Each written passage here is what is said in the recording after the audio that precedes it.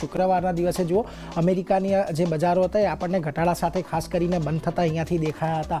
જોઈ લો નાસ્ડેક, S&P 500, ડાઉ Jones ત્રણે ત્રણમાં આપણને લગભગ 0.5% સુધીનો ઘટાડો આપણને ખાસ કરીને જોવા મળ્યો હતો અને સતત ત્રીજા દિવસે નાસ્ડેક અને S&P 500 છે એની અંદર આપણને એક ઘટાડા સાથેનું ક્લોઝિંગ જોયું હતું. આપણે અત્યાર સુધીમાં જોયું છે કે એક સારી એવી તેજી આ બંનેની અંદર ઇન્ડેસિસની અંદર આવતી જોવા મળી હતી, પરંતુ હવે અહીંયા એક ફોલિંગ સ્ટ્રીક અહીંયાથી ખાસ કરીને ચાલુ થઈ ગઈ છે.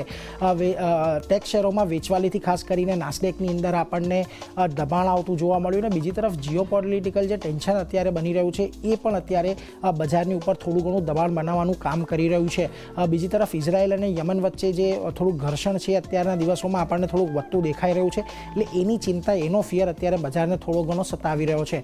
જો કે આ બધાની વચ્ચે ખાસ કરીને તમે એક મોટા જે સમાચાર બીજા આવતા જોયા છે એના પર ખાસ નજર કરો તો યુએસના પ્રમુખપદની ચૂંટણીને લઈને જો બાઇડનને પોતાના જે ઉમેદવારી છે હવે પાછી ખેંચવાની વાત કરી છે. તેમણે કહ્યું છે કે પોતે હવે રાષ્ટ્રપતિની ચૂંટણી તેઓ અહીંયાથી નહીં લડે અને તેમણે પોતાની ઉમેદવારી પાછી ખેંચી લીધી છે. અને આમ કરીને તેમણે જે હાલના વાઇસ પ્રેસિડેન્ટ છે કમલા હેરિસ એમને સમર્થન આપ્યું છે અને અમેરિકાના ઇતિહાસમાં આવું પહેલીવાર બન્યું છે કે કોઈ જે સિટિંગ રાષ્ટ્રપતિ છે, જે સિટિંગ પ્રેસિડેન્ટ છે, એમણે પોતાનું નામ આવી રીતે પાછું ખેંચી લીધું હોય. મોટેભાગે ત્યાં આગળ નિયમ એવો છે કે દરેકે દરેક કેન્ડિડેટ 2 ટર્મ સુધી ત્યાં આગળ રાષ્ટ્રપતિ રહી શકે છે. એટલા માટે જ ટ્રમ્પ આ વખતે ફરી એક વખત ચૂંટણી લડી રહ્યા છે, ત્યારે બાઇડન અહીંયાથી પોતાનું નામ પાછું ખેંચી લીધું છે અને આ જ એક કારણ બન્યું છે કે આપણને આજના દિવસે થોડા ઘણા ફ્યુચર્સની અંદર એક તેજી સાથેનો કારોબાર જોવા મળી રહ્યો છે.